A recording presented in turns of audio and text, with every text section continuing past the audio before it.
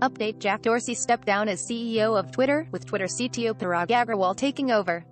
Dorsey will remain on the company's board through May-ish. Original story follows. Jack Dorsey is expected to step down as CEO of Twitter in the near term, according to CNBC's David Faber, who cited a number of different people familiar with the situation. Faber said he doesn't know much else beyond that and wasn't sure who might be brought in to replace him. The Verge has reached out to Twitter for comment. Dorsey has been CEO of Twitter since 2015, presiding over a rocky but relatively successful run for the company.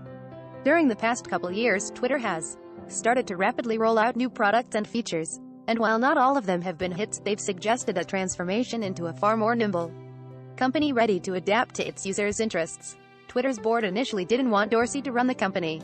Dorsey was, and continues to be, the CEO of Square, and board members felt running Twitter should be a full-time job. But after serving as interim CEO for several months, he eventually won them over. It's Dorsey's second stint as CEO, after briefly holding the role in 2007, shortly after founding the company and before being forced out in 2008.